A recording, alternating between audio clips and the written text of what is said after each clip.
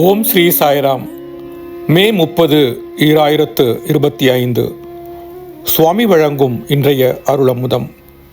அக்காலத்தில் ஆதிசங்கரர் மனிதனின் உள்ளத்தில் அவன் எல்லையற்ற பரம்பொருள் என்ற நம்பிக்கையை மீண்டும் நிலைநிறுத்த அரும்பாடுபட்டார். மனிதன் தனது மெய்ஞான நிலையை நோக்கி செல்ல உதவும் பொருட்டு அவனது உள்ளத்தில் குடிகொண்டுவிட்ட தீய பண்புகளை அகற்ற அவர் முயன்றார்.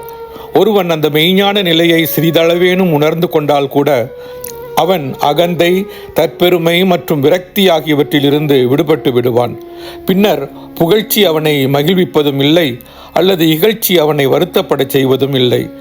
எந்த புயலாலும் அசைக்க முடியாத மலைச்சிகரத்தைப் போல நிலையாக உறுதியாக ஆகிவிடுகிறான்.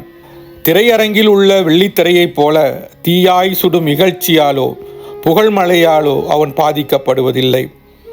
புத்தகயாவில் ஒரு முறை புத்தர் 2 பாதங்களில் ஒன்றில்லாமல் மற்றொன்றால் எவ்வாறு நகர முடியாதோ அதை போன்றதுதான் நல்லவை கெட்டவை, நல்ல பெயர் கெட்ட பெயர், புகழ்ச்சி இகழ்ச்சி ஆகியவையும் என்று கூறினார்.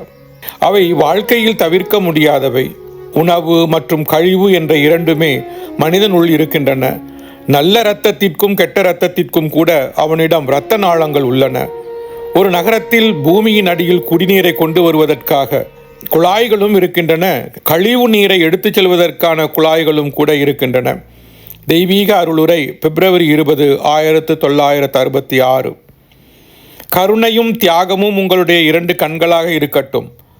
அகந்தையின்மை உங்கள் உயிர் மூச்சாகவும் பிரேமை உங்கள் நாவாகவும் இருக்கட்டும் என்கிறார் பகவான் ஸ்ரீ சத்திய சாயி பாபா. ஓம் ஸ்ரீ சாய்ராம். ஓம் ஸ்ரீ சாய்ராம். ஓம் ஸ்ரீ சாய்ராம்.